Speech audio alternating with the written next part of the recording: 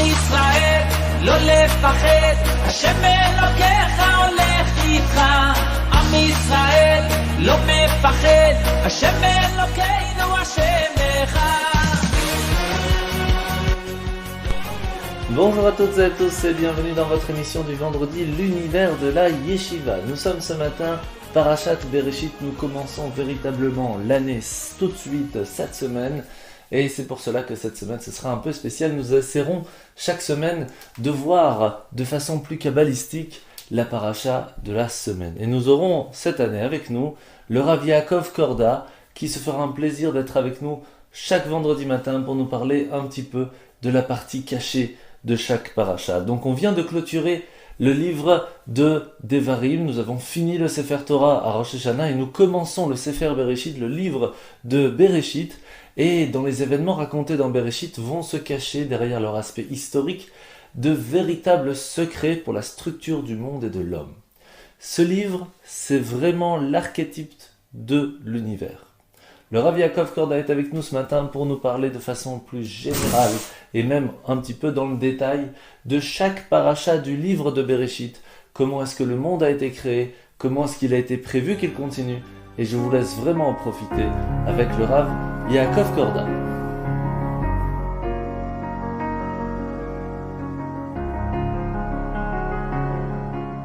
Shalom Uvracha. Nous allons essayer de résumer l'identité, on va dire, générale du Sefer Bereshit, du livre de Bereshit, le livre de la Genèse, d'entre les 5 livres de la Torah. Évidemment, la première paracha, c'est la paracha de Bereshit, la paracha du commencement. Bereshit, au commencement, Dieu a créé le ciel et la terre. Au commencement, en réalité, cette notion de commencement porte à question. Dieu au commencement. En réalité, le commencement, la notion même du temps est une création dans l'idée de la Torah. Le temps est un temps créé, non pas un temps immortel comme dans l'idée de la Grèce, l'idée intellectuelle du temps. Mais le temps est un temps créé avec une notion d'éternité. C'est-à-dire que c'est assez complexe. Comme toute notion divine, profonde et véritable, le temps porte une notion d'éternité. En fait, c'est un temps créé, mais qui est déjà en lui porteur d'éternité. Et ce temps éternel, c'est le propre du temps donné par Bereshit. Alors, le commencement. Au commencement, Dieu crée le ciel et la terre. Ce qui est extraordinaire, d'après le premier Rashi, c'est de voir que le Rashi, qui plutôt de venir nous expliquer le premier Sefer, le premier livre de la Torah, et nous donner effectivement une explication liée à la création du monde, le Rashi nous dit qu'en fait, le monde, selon la vision de la Torah, n'aurait pas dû commencer ici. C'est-à-dire que le livre de la Torah aurait dû commencer par Achodesh Hazeh Lachem Rosh Chodashim. C'est-à-dire, depuis le Sefer Shemot, le livre de Shemot, alors où déjà les enfants d'Israël, le livre des noms, les enfants d'Israël vont sortir d'Égypte et vont recevoir les mitzvot, les commandements divins. Alors oui, à partir de cet instant-là, il y a une raison pour nous de lire la Torah, d'étudier cette Torah, qui nous donne des enseignements qui sont liés aux mitzvot, aux commandements de Dieu. Mais pourquoi nous donner une Torah qui parle du Créateur du ciel et de la terre? Et la raison, ce sera de dire, voilà, celui qui a créé le ciel et la terre et qui possède ce qu'il a créé. Et maintenant, il décide à qui il va donner. De là, en fait, la définition de la terre d'Israël qui a été donnée par le maître du monde au peuple d'Israël, le peuple qui est lié à cette terre-là. Et en réalité, Israël, on peut dire que cette structure d'une âme générale ne va se trouver que dans Adam Arishon, après s'être retrouvé finalement dans Yaakov Avinu. C'est-à-dire, je vais préciser, c'est-à-dire que l'âme générale, c'est ce qui fait en fait la présence des âmes juives. Je précise, d'après les livres de Kabbalah, avant la faute, la structure de Adam Arishon, le premier homme, finalement c'était une structure d'un être humain qui avait tout entier lui-même, était tout entier donné à une conscience divine de la création et de la réalité. Et cet être qui était une conscience divine portait en lui en fait des âmes qui étaient les âmes d'Israël, non pas telles qu'elles seront ensuite de manière intime et particulière, mais dans une notion générale d'un être qui présente finalement la réalité d'un monde divin. Cet homme-là va passer d'un état avant la faute à après la faute. L'état de dépassement d'avant la faute à après la faute va entraîner le monde vers une transformation. Le monde qui va se transformer par Caïn et Hevel, on va voir qu'il y a déjà 2 enfants, des enfants qui vont se construire par la lutte intime entre la matière et puis l'élévation la sortie de la matière pour l'exaltation vers le divin. Alors de là, nous allons voir un monde qui va chuter. Adam Arishon sort du Gan Eden et il sort avec lui l'identité divine. Nous pénétrons dans l'identité humaine. L'identité humaine va se retrouver finalement de génération en génération dans une époque où des géants parce qu'ils ont un plaisir divin et géant. Le monde est gorgé du plaisir divin. Le monde est encore frais, il vient d'être créé. Et les hommes jouissent tellement des bienfaits divins que finalement ils vont en profiter de toutes les manières possibles et imaginables. Ils vont détourner les voies du divin. Ils vont utiliser les noms divins pour faire d'autres créatures que les créatures créées par Dieu, pour mélanger les espèces et pour finalement amener le monde vers une autodestruction. Et cette destruction va atteindre son but lorsque Dieu va dire effectivement maintenant, ce monde que j'ai créé, je ne le reconnais plus, il a été transformé par les hommes. Les hommes ont fait de ce monde que j'avais créé un monde qui n'est plus un réceptacle pour s'attacher à Dieu, mais le monde devient un monde qui se sépare de Dieu. Et alors, dès ce moment-là, Dieu va donner le Maboul, le déluge, qui lui va nettoyer le monde d'avant le déluge et prendre toutes ces espèces animales qui vont rentrer dans l'arche de Noé, l'arche de Noach, la Teva, elle va être la structure qui va sauver les animaux qui étaient des animaux créés par Dieu, et non pas les animaux tels qu'ils sont des animaux que les hommes ont corrompus, ont transformés. Maintenant, le monde que Dieu avait créé avant le déluge va être sauvé par la Teva, par l'arche de Noé, et elle va renaître par un nouveau lendemain. Et le monde repart. Et à ce moment-là, les hommes qui seront sur terre, les hommes qui viendront des enfants de Noah, alors ils vont recommencer à chuter. Et ça va être l'époque de la tour de Babel. Et ces hommes-là qui vont chuter, alors, ils vont découvrir des pierres où sont gravés les noms divins utilisés par la première génération d'avant le déluge. Et ils vont recommencer le fait de tirer vers eux les bienfaits divins pour en profiter. Et en tirer profit à un tel degré que maintenant ils vont s'élever contre Dieu. Et le Zohar nous dira qu'ils vont faire une tour. Ça nous le savons d'après les livres, tous les commentaires, mais le Zohar précise. Cette tour est faite par des mots, des noms divins. Et ces noms divins sont à même d'enfermer la présence divine ici-bas et puis d'en tirer une vitalité ininterrompue. Et obliger l'élément masculin divin de venir sur la terre et de se laisser enfermer et obliger à vitaliser sans arrêt les hommes. Et alors Dieu lui-même va descendre et va enlever des hommes la faculté de maîtriser la Shon HaKodesh, le langage de la création, le langage de la formation du monde, ce langage qui est l'hébreu qui a créé le monde. Et les hommes vont commencer à parler les 70 langues. Et à partir de là, les gens vont s'éloigner de cette conscience communautaire de la vie et vont commencer à fonder les villes du monde et à fonder les entités et puis les peuples du monde. Au milieu de tous ces hommes, il y aura un homme. Alors après Noah, on atteint le niveau de Lech Lecha qui veut dire va pour toi. Il y a un homme qui est Avraham Avinu. Avraham Avinu, c'est celui qui désigne une décision personnelle d'aller pour Dieu. Dieu lui dit va pour toi. Tu vas aller pour toi, c'est-à-dire que tu vas découvrir en toi une faculté d'avancer vers moi, mais qui est un travail personnel. Et on n'oublie pas qu'on se trouve avant le don de la Torah. Ce n'est pas encore Dieu qui choisit les hommes, mais les hommes qui vont choisir Dieu. Et Avraham Avinu va aller pour lui. Il va aller pour lui, il va entraîner avec lui finalement la structure de base de tout le judaïsme. Il va avancer et il va maintenant construire un nouveau monde. Un monde qui va se soumettre à Dieu dans un état d'acceptation de l'unicité de Dieu. C'est l'homme de l'unicité. Un homme qui est immense, une stature immense. Et les textes de Chassidut nous diront qu'il était tellement grand, tellement attaché au dévoilement de son âme divine. Et on précise avant le don de la Torah, il faut capturer l'âme divine et l'enfermer au-dedans de soi-même en l'obligeant par un mode de fonctionnement au quotidien, un mode de service de Dieu au quotidien qui va obliger l'âme divine à vivre avec moi. Et de ce fait-là, les rébbiim de cette époque étaient les Avot. Alors, ces Avot-là, ils étaient totalement un véhicule de la volonté de Dieu. Un véhicule, et l'âme divine vivait en eux, au-dedans d'eux. Ils n'avaient d'autre volonté que de servir Dieu. Et en fait, alors, à ce moment-là, nous voyons une entité divine vécue au quotidien par Avraham Avinu, il va l'imposer au monde entier. À partir de là, il y a la structure de base de tout le judaïsme. C'est-à-dire l'attachement à Dieu, non plus comme un Dieu qui a créé le monde, mais le fait que le monde lui-même, le monde est Dieu. Le monde est Dieu, il n'y a rien d'autre que Dieu. Nous sommes les saints livres de la Torah. Avant la création, nous étions là.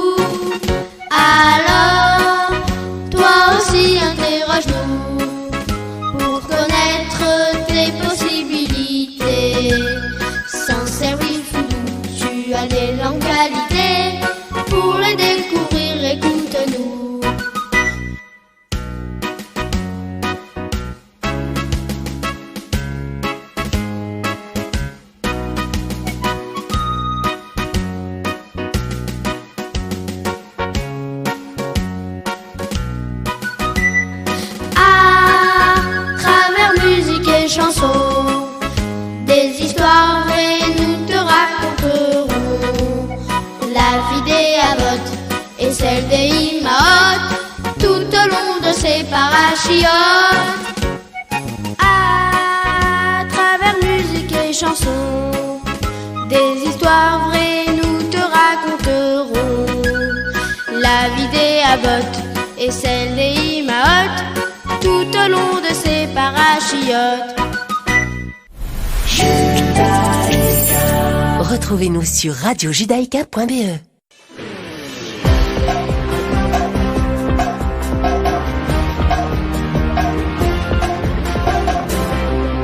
Voilà sur Radio Judaïka, comme vous avez pu l'entendre dans la chanson, nous sommes en plein dedans, Parashat Bereshit, la création du monde, l'avant même création du monde, et avec le Rav Yaakov Korda ce matin nous parlons de ce grand livre de Bereshit, où à l'intérieur se trouve plein de secrets, et c'est ce que nous écoutons tout de suite, la suite de livre de Bereshit. À partir de là, nous continuons, nous arrivons à Vayera. Vayera, nous voyons arriver maintenant le fils de Avraham Avinu, qui est Yitzhak Avinu.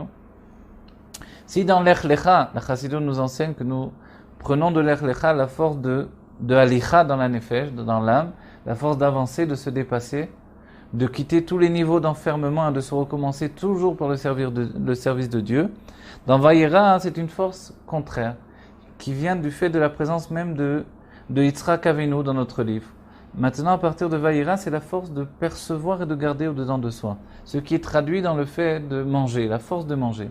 Et c'est dans cette paracha que Abraham va donner aux anges de manger. Une chose extraordinaire, d'après le Rashi, les anges ont fait comme s'ils avaient mangé. 3 anges viennent à la rencontre d'Abraham, chacun porteur d'une mission particulière, et Abraham va leur donner de manger.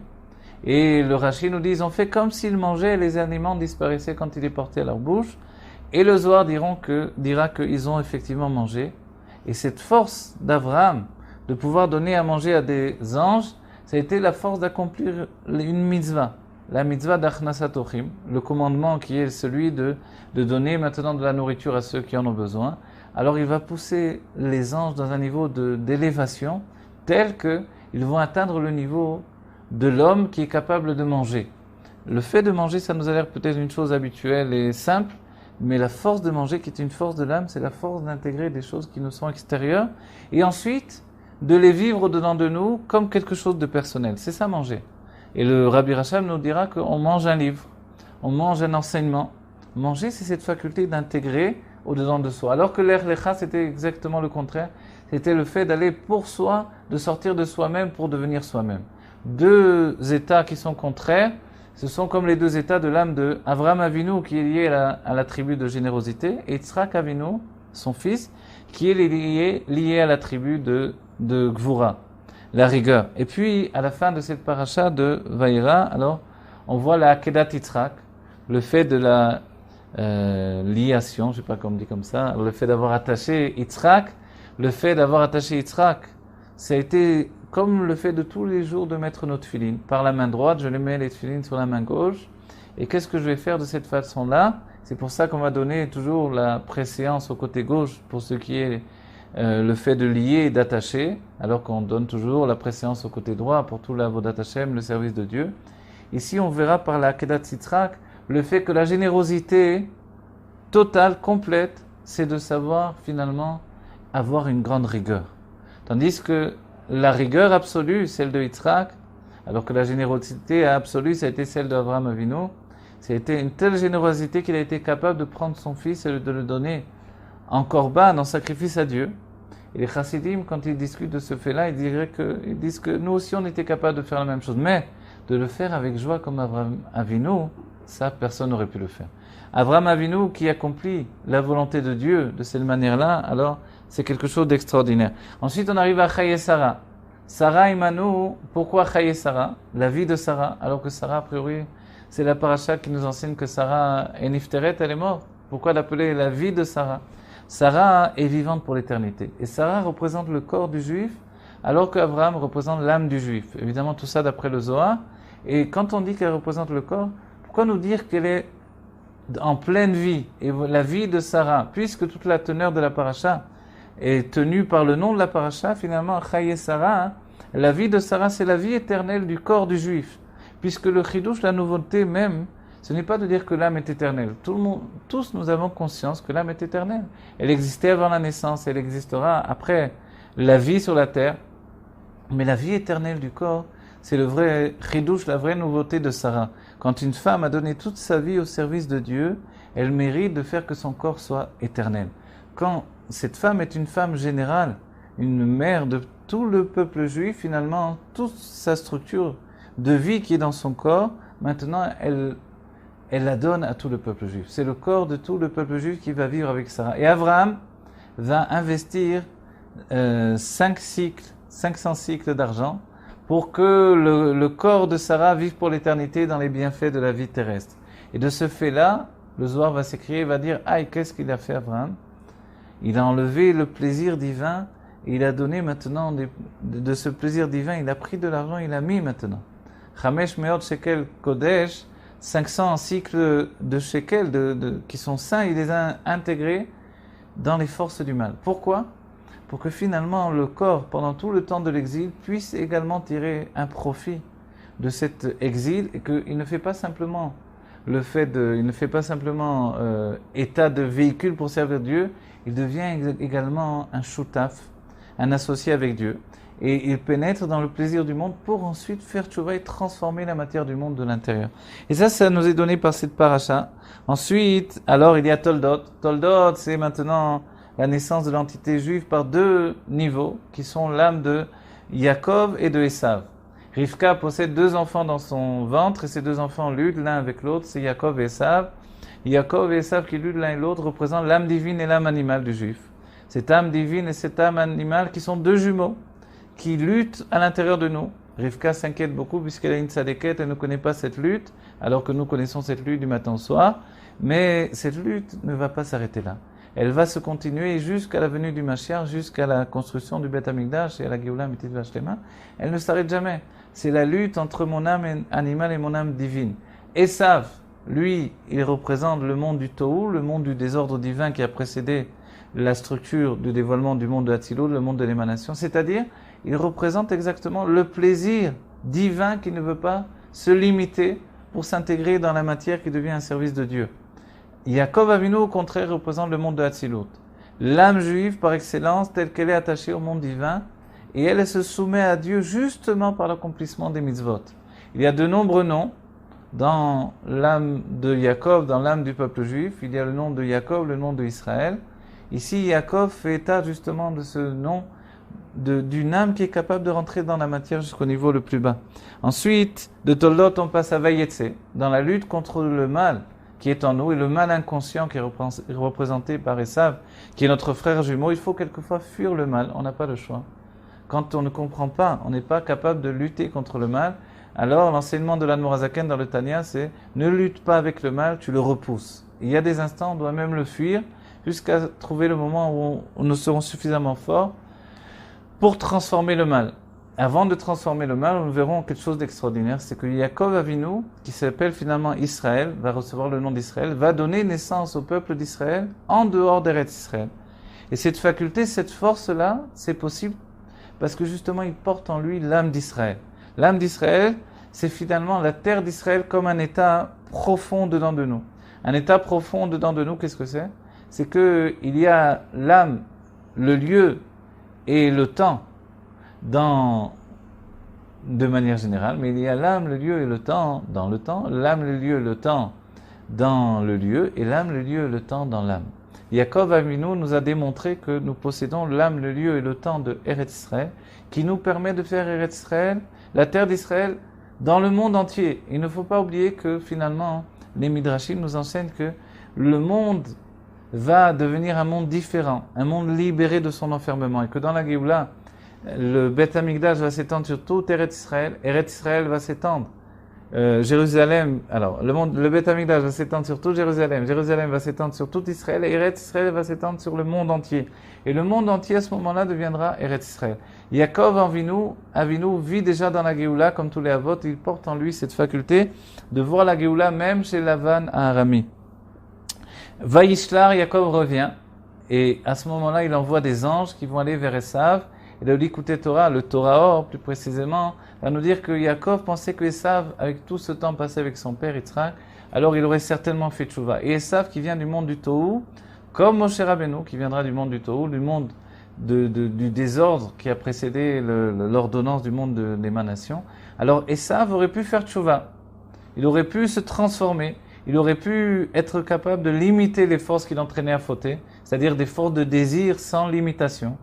Esav, il n'est pas quelqu'un de absolument mauvais, mais il est quelqu'un qui finalement, tout en étant un juif, Yehudi, Moumar, il est capable de rejeter son judaïsme. Il devient un renégat de son propre judaïsme, il le délaisse.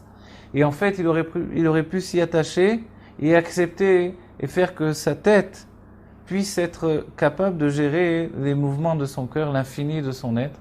Si la tête chez Esav était bonne, le cœur était trop puissant, les sentiments trop élevés, trop puissants, il n'était pas capable de les limiter.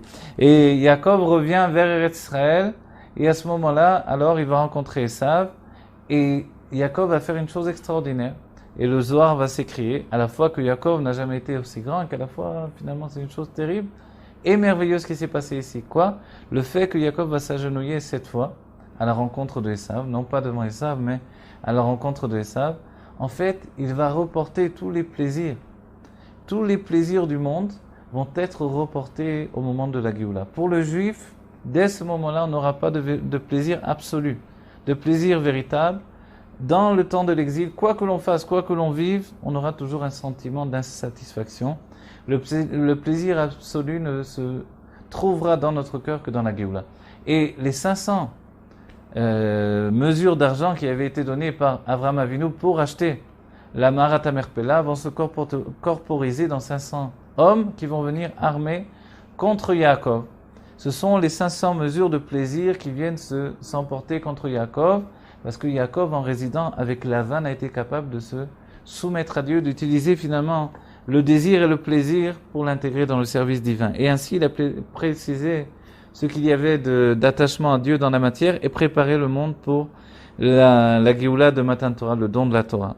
Ensuite, avec Vayeshev, Yaakov s'installe. Et à ce moment-là, nous voyons le moment venu de l'âme de Yosef. Yosef, il rajoute à Yaakov, Yaakov est déjà Yud Akev, Yud Ekev, c'est la sagesse qui descend jusqu'au niveau du talon, sous-entendu que la lumière divine de Dieu et la compréhension du divin, l'intelligence divine doit nous servir dans notre judaïsme à être un moyen de servir Dieu jusque dans notre talon.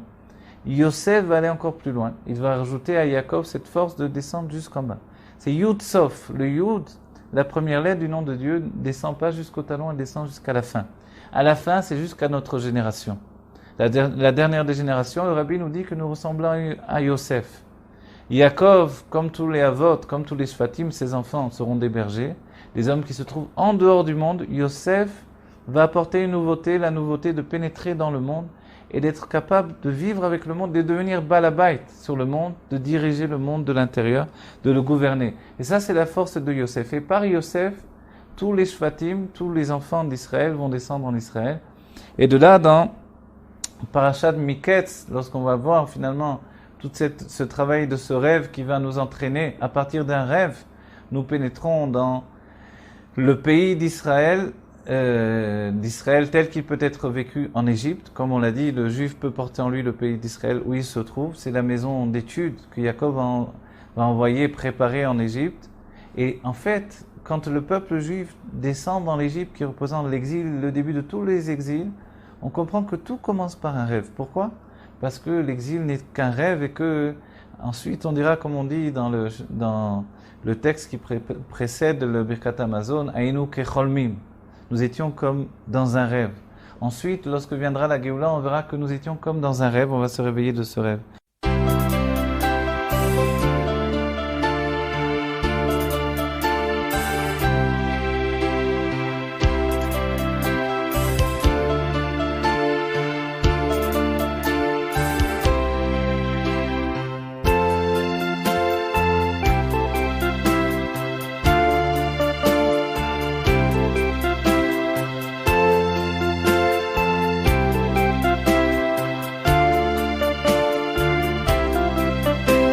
Hachem a créé le monde en 6 jours, puis il ne l'a pas délaissé.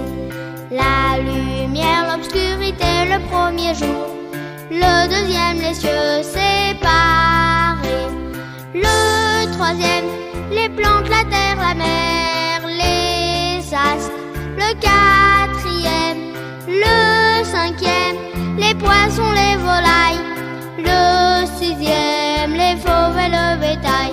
Ce jour-là fut aussi créé Adam, l'invité du monde et sa femme. Tout ce qui nous entoure est là pour nous aider à faire les mitzvot qu'Hachem nous a demandé. Le septième jour, Hachem s'est reposé et chaque Shabbat nous faisons de même. Pas de travail, on doit tout arrêter. Quelle joie, Shabbat, fin de la semaine.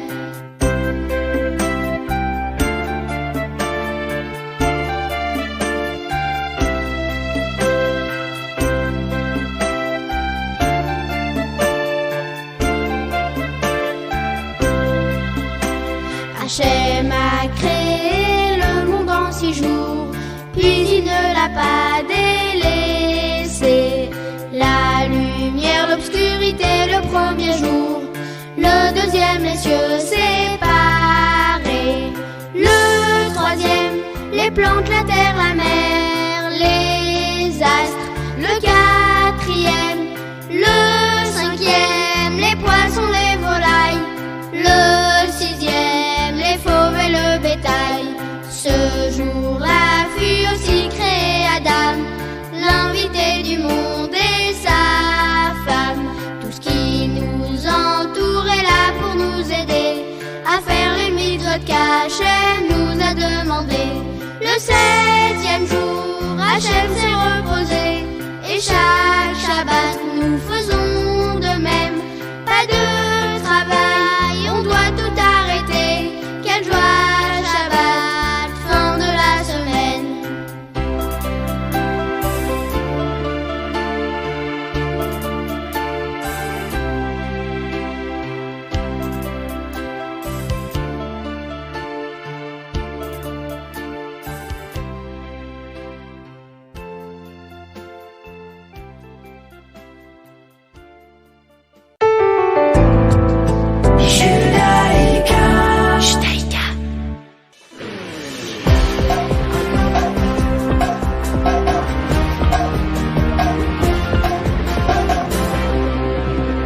Et bien voilà, c'est maintenant que va se finir avec le Rav Yaakov Korda la dernière partie de cette partie ésotérique du livre de Bereshit avec les dernières parashotes.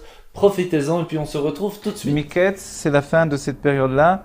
Et puis dans Miketz, Yaakov, avant qu'il descende en Égypte, alors il va y avoir l'épreuve des frères de Yosef qui ont vendu Yosef pour que Yosef descende en Égypte. Toute la question de la vente de Yosef, elle est très épineuse.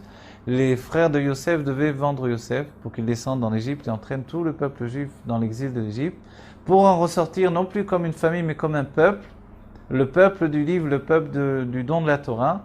Et Yosef, lui, va descendre en Égypte porteur de cette faculté de donner aux Juifs la faculté de ne pas se soumettre à la matière mais de remporter le combat contre la matière et de devenir un Juif au-dessus de la matière comme les shluchim du Rabbi aujourd'hui qui sont capables d'aller dans un endroit perdu du monde et d'y dévoiler le judaïsme et l'attachement à Dieu par Torah et Mitzvot et de faire que le Juif devienne un serviteur de Dieu, quel que soit l'endroit du monde où il se trouve. Alors dans Vaïgash, après que Yosef ait donné à ses frères de faire un aller-retour entre Eretz Israël et la terre de Goshem, la terre de l'Égypte, en fait c'est cet aller-retour qui se trouve dans l'âme. L'âme ne pénètre pas dans d'un seul bloc, d'une seule venue dans le corps, elle fait un aller-retour. Cet aller-retour, c'est un mouvement de l'âme qui va lui donner de s'attacher au corps par l'attachement à la matière de manière, on dirait en hébreu, badraga, de manière progressive. L'âme ne peut pas en un seul instant s'attacher au corps. Et ainsi, on verra que l'enfant ne peut pas en un seul instant se séparer des mondes divins duquel il vient et ouvrir les yeux et commencer à parler et s'exprimer dans le monde de la matière. Il lui faudra un temps pour s'habituer au monde de la matière. Et en fait, le fait de s'habituer au monde de la matière représente le fait de l'enfant de s'attacher à l'exil.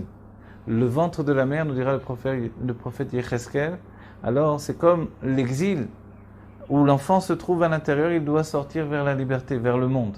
Et le peuple juif s'est enfermé dans l'exil de l'Égypte pour qu'il y ait l'enfermement, il faut qu'il y ait une union. L'union se fait entre Yosef et Yehuda dans la parashat Vaïgash. Vaïgash est là Yehuda. Yehuda va aller vers Yosef et à ce moment-là, ça va être l'union de Yosef et Yehuda. On va découvrir toute la force de Yehuda qui représente la royauté, c'est-à-dire la soumission à Dieu. La soumission à Dieu dans l'action concrète, alors que Yosef représente le juif élevé qui est capable de s'attacher à Dieu par le plaisir de l'étude, par le plaisir d'une âme qui est surélevée par rapport au monde, totalement en dehors des normes de l'enfermement de la matière. Yehuda, tout en étant en correspondance avec le monde de la matière, il dévoile l'attachement profond du juif par la soumission à Dieu. Vayechi, qui est la dernière paracha du Sefer Bereshit, c'est une paracha où Yaakov Avinu finalement va emporter avec lui la fin de toute une époque. Et à partir de ce livre-là, on se prépare au livre de Shemot. Et Vayechi, c'est le moment où on verra que tout le peuple juif s'est transformé. Il s'est transformé, il était une famille, il est devenu un peuple. Et ce peuple, c'est un peuple qui est structuré autour de racines. Ces racines, c'est d'abord les Avot, qui sont des âmes tellement élevées qu'on ne peut pas s'attacher directement à eux. Alors il y a tous les Shvatim, toutes les tribus d'Israël, les enfants d'Israël. Et chacun d'entre nous, nous recevons une influence qui vient de l'un des enfants d'Israël. Alors tout le peuple juif, pendant tous les temps, nous avons reçu une influence de tous les enfants d'Israël, de tous les Shvatim. Et notre âme reçoit particulièrement de l'un d'entre eux, du fait que nous ne pouvons pas recevoir directement des Avot. Mais il y a un enseignement essentiel dans cette paracha. C'est que Yaakov Avinu l'omet. Yaakov Avinu n'est pas mort.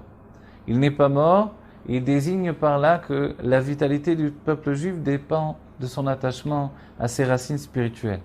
Yaakov Avinu l'omet, le rabbi nous rapporte l'enseignement des sages qui nous dit qu'il n'est pas mort et que tant que ses générations, les enfants d'Israël, sont en vie, alors lui aussi est en vie. Mais le rabbi ensuite nous rajoute que tant que lui est en vie, alors toutes les générations d'Israël sont en vie. En réalité, les tzadikim ne meurent jamais comme Chaye Sarah, la vie de Sarah, qui est la vie absolue d'une femme tzadékette, une juste pour la nuit des temps, pour toujours, pour que le monde atteigne la Géoula. De la même manière, Yaakov Avinu est vivant pour l'éternité. Il représente l'âme du juif qui est habillé dans un corps. De la même manière que Sarah, qui représente le corps, n'est pas morte, l'âme du juif ne peut pas mourir non plus. Alors nous devons savoir que nous sommes éternels et que notre éternité doit passer par l'étude de la Torah, que par la force du Sefer Bereshit qui est appelé le Sefer HaYashar, le livre de l'homme droit, de celui qui est droit, alors nous pouvons accéder à une vie, un judaïsme de droiture et nous devons perpétuer l'enseignement de tous les Avot tel qu'il est perçu dans les mitzvot depuis le don de la Torah, les commandements depuis le don de la Torah, et être un juif de Torah à chaque instant de notre vie. Voilà, que l'on vive la Géoula Amitit Vashleima, Teref Lemel Mamash.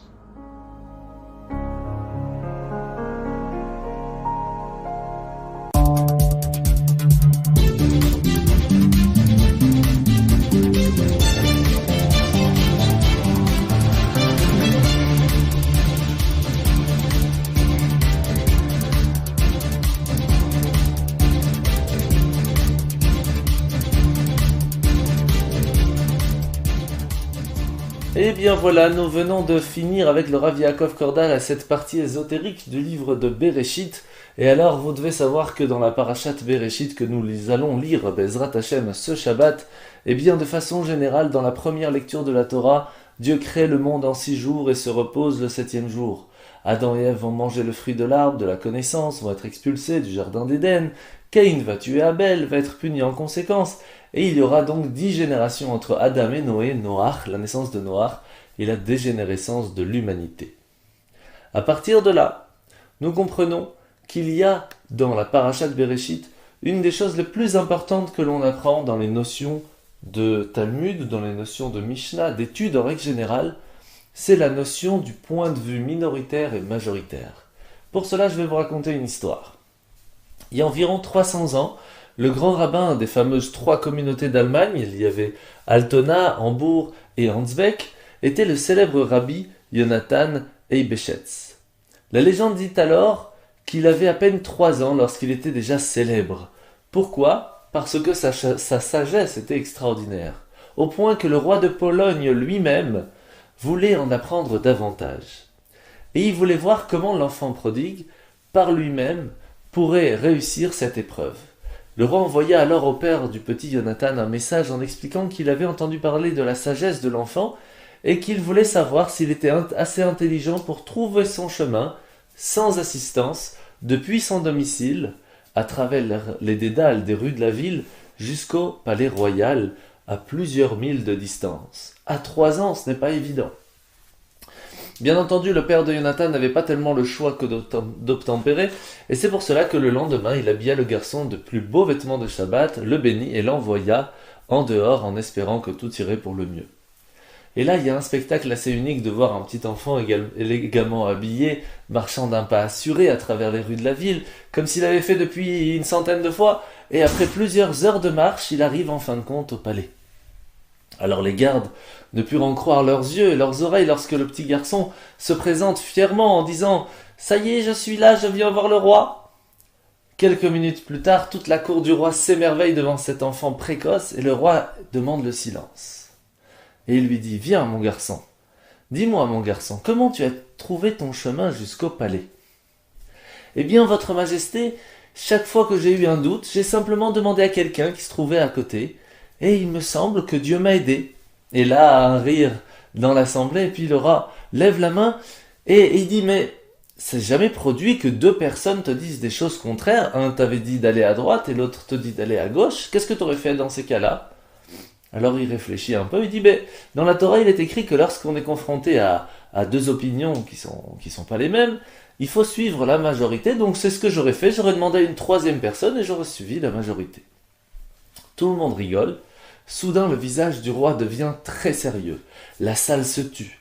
Il s'avance sur son trône, fixe le garçon d'un regard perçant et lui dit « Jeune homme, tu devrais écouter ce que tu viens de dire par toi-même. Si dans votre Bible, dans votre Torah, il est dit que vous devez suivre la majorité, tu devrais alors certainement abandonner le judaïsme et faire croire plutôt à nos croyances, puisque nous sommes nous-mêmes la majorité. » Et là, tout le monde applaudit la sagesse du roi. Mais quand le bruit s'apaisa, le petit Jonathan s'éclaircit la gorge et dit « Pardonnez-moi, votre Altesse. Quand j'ai dit que je suivrais la majorité, je voulais dire quand j'étais loin du château, quand j'étais encore incertain de l'emplacement. Mais maintenant que je suis dans le château, que je suis à côté de vous, même si tous les ministres du roi me disaient que je suis au mauvais endroit, je ne devais pas les écouter. Le Dieu d'Israël est partout.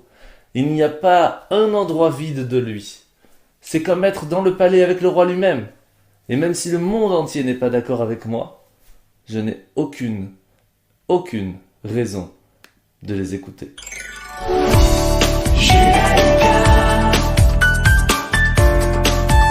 Judaïka, 90.2 FM.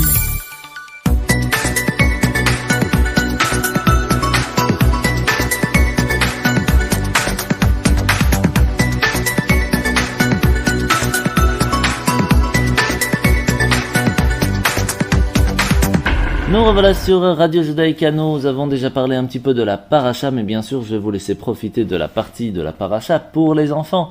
Quelques minutes pour eux et pour vous bien sûr, chers auditeurs, profitez-en et à tout de suite. Alors c'est parti. Mais attends Benny, tu n'as pas demandé le nom de la paracha de la semaine?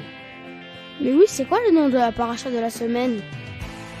Bravo, la paracha de la semaine c'est Bereshit. La paracha de la semaine, la paracha c'est Bereshit. La paracha de la semaine, la paracha c'est Bereshit. La première chose sur notre liste c'est le Dvar Torah. Allons le chercher chez le sage de la forêt. Bonjour les enfants. Bonjour Rav. Oh mais qu'est-ce que c'est? Ce sont des dessins qui représentent les éléments créés lors des 5 premiers jours de la création du monde. Ah oui, mais ils ne sont pas dans l'ordre. Bien vu, Benny. Alors à toi de les remettre dans l'ordre. D'accord. Voici le premier dessin. La séparation entre le ciel et la mer a été faite le 2e jour. Oui, Benny. Et maintenant le deuxième dessin. Oh bah ça c'est facile. La lumière a été créée le 1er jour. Oui, tu as raison, c'était facile. Dessin suivant. Les poissons et les volatiles ont été créés le 5e jour. Toujours exact. Et on continue. Le soleil, la lune et les étoiles, c'est le 4e jour. Bravo Benny. Et enfin, le dernier dessin. Hachem a créé les végétaux le 3e jour. Tout bon Benny, bravo. Tu connais bien la paracha. Mais attendez un peu, Rav. Je sais ce que tu vas me dire. Mais oui, il manque 2 jours. C'est vrai, et je les ai gardés exprès pour la fin. Le 6e jour, Hachem a créé les bêtes sauvages. Et l'homme? Oui, et tu sais pourquoi il a créé l'homme en dernier? Oui, pour pas qu'il se prenne trop au sérieux, puisque même le moustique a été créé avant lui. Oui, Benny, c'est une bonne raison, mais moi j'en préfère une autre. Ah oui? Laquelle? N'est-ce pas que lorsque tu es invité à une cérémonie, comme un mariage par exemple, tu arrives lorsque tout est prêt, lorsque la salle est joliment décorée, les tables sont dressées et l'orchestre est en place. Oui, c'est sûr. Eh bien, c'était la même chose pour la création du monde. Hachem a voulu offrir à l'homme un monde magnifique. Donc, après avoir créé le ciel, la terre, la mer, les plantes et les animaux, une fois que le décor était parfait, Hachem y a fait entrer son invité. Son invité? Et oui, l'homme est l'invité de ce monde. Et c'est pour cela qu'il est arrivé en dernier, lorsque tout était prêt. Ah, mais il manque encore un jour. Oui, le Shabbat. C'est mon préféré. Et oui, et c'est aussi le jour préféré d'Hachem. Et c'est pour cela qu'il l'a gardé pour la fin. Et voilà, on a fait le tour de la création du monde, Benny. Alors qu'est-ce qu'on dit? On dit merci à Hachem d'avoir créé un monde aussi beau et harmonieux.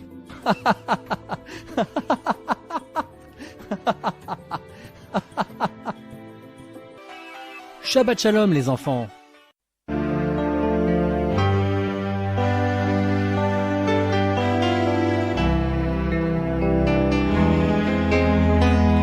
Quand Adam Arishon commence à vivre, la création du monde est quasiment achevée.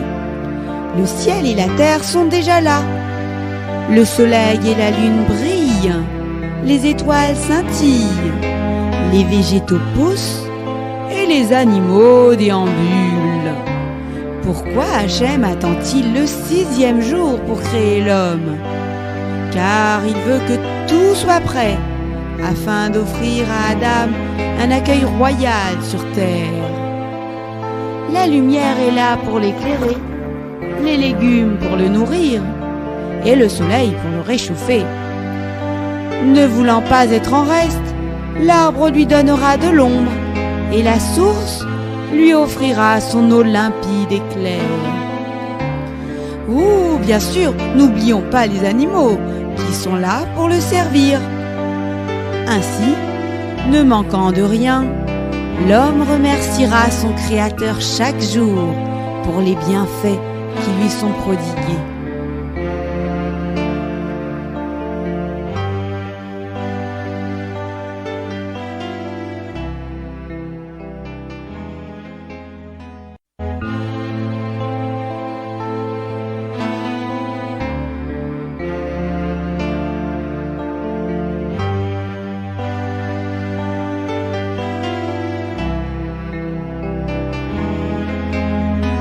Les descendants de Adam Arishon ont tout pour être heureux. La force, la santé et la richesse. Sur 2, ils en oublient leur créateur et commettent 4 fautes très graves. L'idolâtrie, le meurtre, la débauche et le vol. Alors Hachem décide de détruire le monde. Il informe Noach de ceux qui se préparent. Pendant 120 ans, celui-ci va tenter de ramener sa génération à la Teshuvah.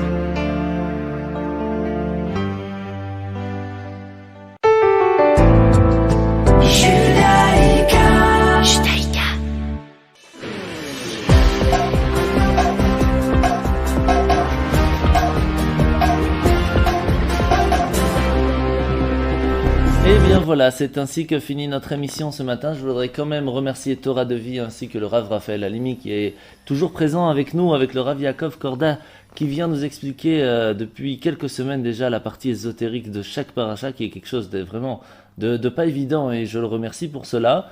Et je voudrais aussi remercier toute la communauté de la Yeshiva qui a été présente pour les fêtes, que ce soit de Sukkot, de Simchat Torah, où on a pu danser avec un entrain extraordinaire.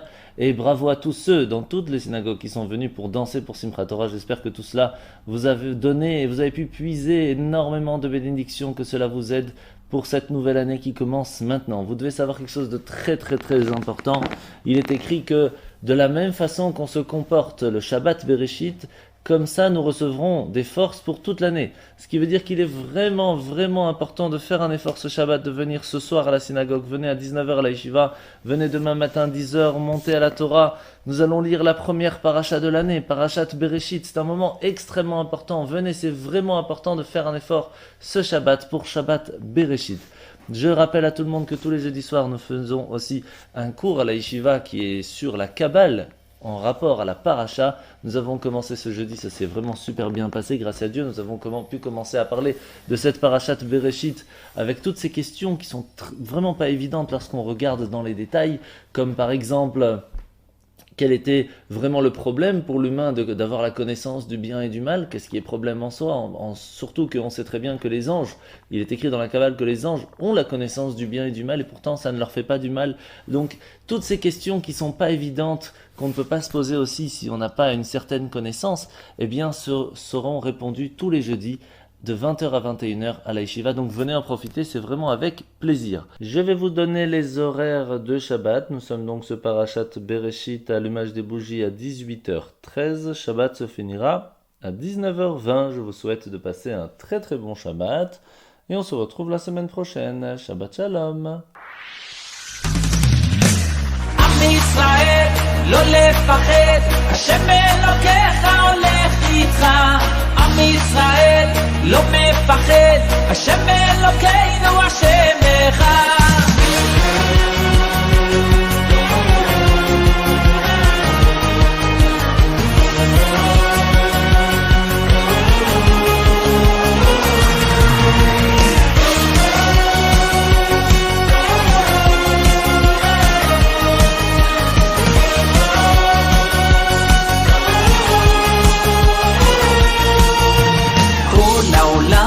גשר צר, והעיקר לא לפחד כלל, ומלמעלה הוא שומר, צר ואויב לא יתקרב, אח לאח ויד ביד, ישראל זה עמך, ומלמעלה הוא עוזר, שומר שומר ישראל.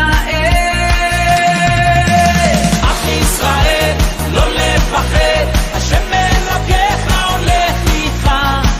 ישראל לא מפחד, השם אלוקינו השם אחד. עם ישראל לא לפחד, השם אלוקיך הולך איתך. עם ישראל לא מפחד, השם אלוקינו השם אחד.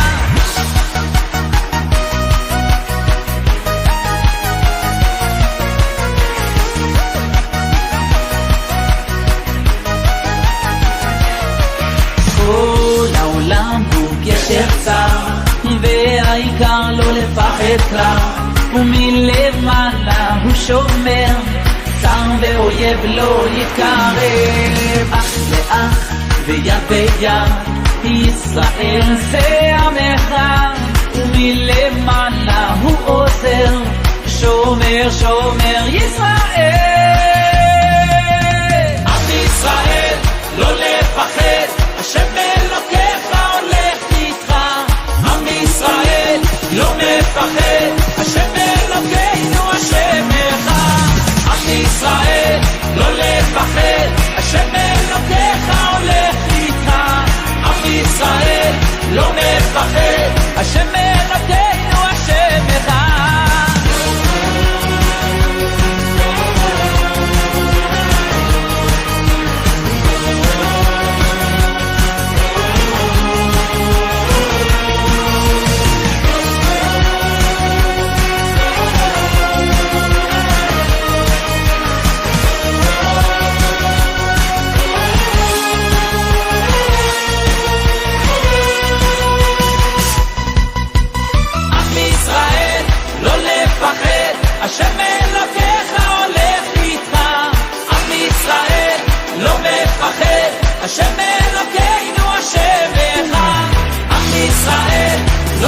לפחד, השם אלוקיך הולך איתך, עם ישראל